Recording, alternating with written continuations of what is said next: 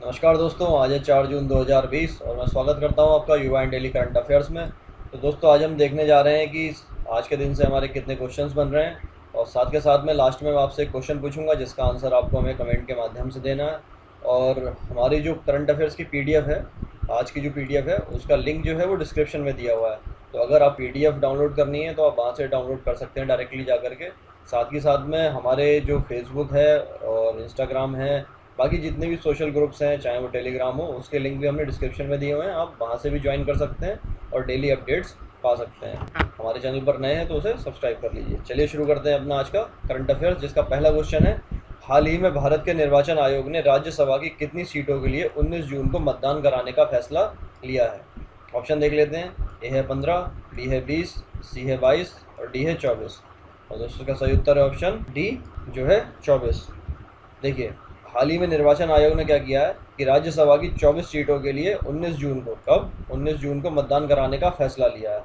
और इनमें से कौन सी है? देखिए, आंध्र प्रदेश में है 4 सीटें, गुजरात में है 4 सीट, मध्य प्रदेश में है 3 सीट और राजस्थान में भी 3 सीट है, और झारखंड में 2 सीट है, मणिपुर में 1 सीट है, उसके अलावा मेघालय में है 1 सीट और कर्नाटक में 4 सीट और अरुणाचल प्रदेश में 1 सीट है और मिजोरम में कितनी है? 1 सीट है। तो कुल मिलाकर के ये सब हैं 24।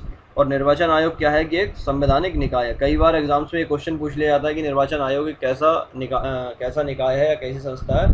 तो आपको याद रखना है कि एक संवैधानिक निकाय है और जिसका उल्लेख कहाँ पर है? भारतीय संविधान के भाग 15 और अनुच्छेद 324 से लेकर के 329 ए में है। चलिए बढ़ते हैं अपने दूसरे प्रश्न की ओर, जो है, हाल ही में सुप्रीम कोर्ट में याचिका के तहत कौन से अनुच्छेद में संशोधन कर इंडिया शब्द को हटाकर देश का नाम भारत या हिंदुस्तान रखने की मांग की गई है? दोस्तों, एक ये काफ़ी बड़ा क्वेश्चन बन सकता है और इम्पोर्टेंट क्वेश्चन भी बन सकता है इससे, और हो सकता है कि एग्जाम में आ भी जाए। तो आपको याद रखना है। ऑप्शन देख लेते हैं। चलिए, ए है अनुच्छेद 1, बी है अनुच्छेद 3, सी है अनुच्छेद 252 और डी है अनुच्छेद 371 का। और दूसरा सही उत्तर है ऑप्शन ए, जो है अनुच्छेद 1। देखिए, हाल ही में दिल्ली के एक व्यक्ति ने क्या किया है कि सुप्रीम कोर्ट में एक याचिका दायर करके कहा है कि संविधान के अनुच्छेद 1 में संशोधन करके किसको हटाना है? इंडिया शब्द को हटा दिया जाए। इस शब्द को, इंडिया शब्द को हटा दिया जाए और उसके स्थान पर क्या इस्तेमाल किया जाए? भारत का इस्तेमाल किया जाए या फिर हिंदुस्तान जो है शब्द, उसका इस्तेमाल किया जाए या फिर इसे जोड़ दिया जाए। और अभी अनुच्छेद 1 क्या कहता है कि भारत अर्थात इंडिया क्या है? राज्यों का एक संघ है। और उनकी जो डिमांड है वो ये है कि यहाँ पर जो है इंडिया शब्द है, इसको हटा दिया जाए और इसको रिप्लेस कर दिया जाए भारत या हिंदुस्तान से।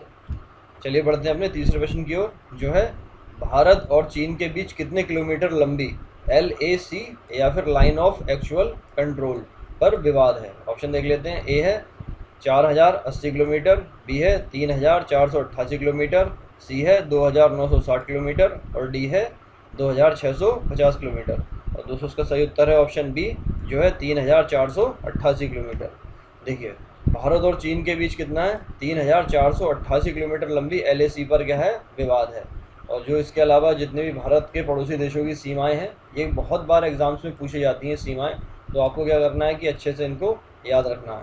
देखिए, भारत बांग्लादेश के बीच कितनी है? 4096 किलोमीटर की सीमा है। और भारत चीन के बीच कितनी है? 3488 किलोमीटर है और इतने पर ही विवाद चल रहा है। और भारत पाकिस्तान के बीच कितनी है? 3323 किलोमीटर।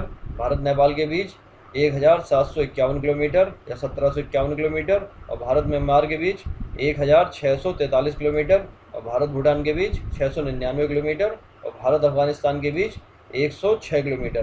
दोस्तों, कई बार एग्जाम में ये क्वेश्चन पूछा जाता है कि भारत की सबसे छोटी सीमा कौन से देश के साथ है? तो वो कौन सी है? अफगानिस्तान। और ये भी पूछा जाता है कि सबसे ज़्यादा लंबी सीमा किसके साथ है? तो वो हो गई बांग्लादेश के साथ। चलिए बढ़ते हैं अपने चौथे प्रश्न की ओर, जो है, हाल ही में अमेरिका में किस अश्वेत व्यक्ति की पुलिस हिरासत में मौत के बाद अमेरिका में क्या हुआ है? भीषण दंगे हुए हैं। ऑप्शन देख लेते हैं। ए है जॉर्ज फ्लॉयड, बी है अहमद अरवरी, सी है ब्रेओना टेलर या फिर डी है जस्किन हाइकिन्स। और दोस्तों, इसका सही उत्तर है ऑप्शन ए, जॉर्ज फ्लॉयड। चलिए बढ़ते हैं अपने पांचवें प्रश्न की ओर, जो है, हाल ही में जारी की गई रिपोर्ट के अनुसार कोरोना से सर्वाधिक प्रभावित होने वाले 10 देशों में, मतलब जो टॉप 10 देश हैं जो इससे इन्फेक्टेड हुए हैं, और इसमें क्या है कि इससे ठीक होने वालों की दर किस देश में सर्वाधिक है? आपको बताना है इन टॉप इन टॉप 10 जो कंट्रीज़ हैं उसमें ठीक होने वालों की जो दर है वो सर्वाधिक कहाँ पर है? ऑप्शन देख लेते हैं। ए है भारत, बी है रूस, सी है जर्मनी और डी है स्पेन। और दोस्तों इसका सही उत्तर है ऑप्शन सी जो है जर्मनी। आइए देखते हैं। देखिए, कोरोना वायरस से सर्वाधिक प्रभावित 10 देशों में ठीक होने वालों की स्थिति में क्या है, जर्मनी प्रथम स्थान पर है। और जर्मनी में अब तक क्या है कि इसके प्रभाव के बाद ठीक होने वालों की दर कितनी है, 90.41% है। और जर्मनी में क्या है कि 1 जून तक 1,83,494 लोग क्या हुए थे, कोरोना संक्रमित हुए थे। और जिनमें से क्या है कि 1,65,900 लोग स्वस्थ भी हो गए हैं। और इसके अलावा जो कुछ अन्य देश हैं उनमें ठीक होने की दर क्या है, ये है। देखिए, अमेरिका में कितनी है, 32.65%। ब्राज़ील में कितनी है, 40.10%। रूस में है 42.39%। स्पेन में है 68.74%। इटली में है 67.60%। और भारत में है 48.10%। फ्रांस में है 36.18%। और जर्मनी सबसे ऊपर है और सबसे ज़्यादा है इसमें, वो है 90.41%। और जो पेरू है उसमें है 40.86%। चलिए बढ़ते हैं अपने छठे प्रश्न की ओर, जो है हाल ही में जयंती लाल ननोमा, इनका क्या है कि एक सड़क दुर्घटना में निधन हो गया। आपको बताना है कि वह किस खेल से संबंधित थे। ऑप्शन देख लेते हैं। ए है तीरंदाजी, बी है बैडमिंटन, सी है फुटबॉल और डी है भाला फेंक। और दोस्तों इसका सही उत्तर है ऑप्शन ए जो है तीरंदाजी।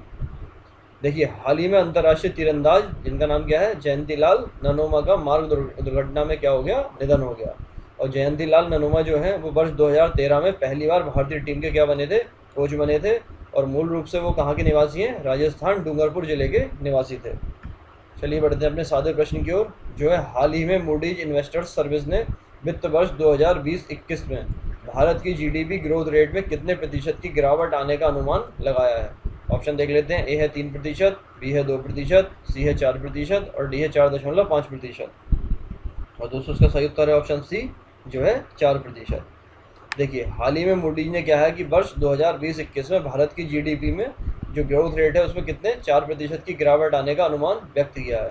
और जबकि क्या है कि वित्तीय वर्ष 2021-22 में ग्रोथ रेट जो है वो 8.7% रहने का अनुमान भी लगाया है।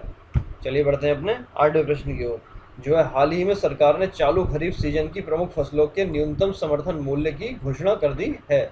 और इसके तहत क्या है कि धान के समर्थन मूल्य में पिछले साल के मुकाबले प्रति क्विंटल कितने रुपए की जो है बढ़ोतरी की गई है। ऑप्शन देख लेते हैं। ए है 48 रुपये प्रति क्विंटल, बी है 50 रुपये प्रति क्विंटल, सी है 53 रुपये प्रति क्विंटल और डी है 60 रुपये प्रति क्विंटल। और दोस्तों इसका सही उत्तर है ऑप्शन सी जो है 53 रुपये प्रति क्विंटल। चलिए बढ़ते हैं अपने नवे प्रश्न की ओर, जो है हाल ही में भारत का पहला राष्ट्रीय आर्टिफिशियल इंटेलिजेंस पोर्टल या फिर राष्ट्रीय एआई पोर्टल किसके द्वारा लॉन्च किया गया है। ये काफ़ी इंपॉर्टेंट क्वेश्चन बन सकता है क्योंकि ये एआई पोर्टल जो है वो लॉन्च हुआ है। देखिए, ए है रविशंकर प्रसाद, बी है नरेंद्र मोदी, सी है रामनाथ कोविंद और डी है नितिन गडकरी। और दोस्तों इसका सही उत्तर है ऑप्शन ए जो है रविशंकर प्रसाद। देखिए, हाल ही में क्या है कि केंद्रीय इलेक्ट्रॉनिक्स एवं सूचना प्रौद्योगिकी मंत्री कौन है, रविशंकर प्रसाद ने क्या किया है कि www.ai.gov.in या फिर ai.gov.in नामक क्या है कि भारतीय राष्ट्रीय कृत्रिम बुद्धिमत्ता पोर्टल लॉन्च किया है या फिर आर्टिफिशियल इंटेलिजेंस पोर्टल को लॉन्च किया है। और इसके साथ ही क्या है कि युवाओं के लिए एक राष्ट्रीय कार्यक्रम का भी शुभारंभ किया गया है।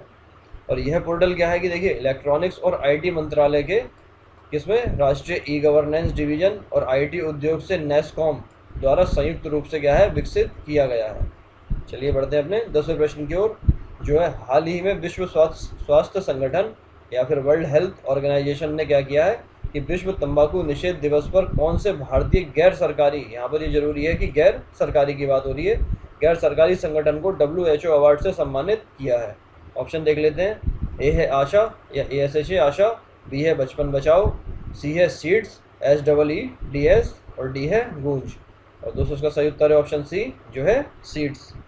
देखिए, विश्व तंबाकू निषेध दिवस कब हुआ था, ये 31 मई को हुआ था। इस पर हमारा क्वेश्चन भी था और उसको अगर आपने नहीं देखा है तो पुराने करंट अफेयर्स में जाकर के उसे देख सकते हैं। उसको क्या है, देखिए, विश्व स्वास्थ्य संगठन ने क्या किया, भारत के गैर सरकारी संगठन सीड्स या फिर SEEDS सीड्स या फिर जिसकी फुल फॉर्म है social economical and educational development society को क्या किया है कि WHO अवार्ड से सम्मानित किया है। चलिए बढ़ते हैं अपने 11वें प्रश्न की ओर, जो है भारतीय स्टेट बैंक एसबीआई ने बचत बैंक खातों पर वार्षिक ब्याज दर में कितने प्रतिशत की कटौती की है।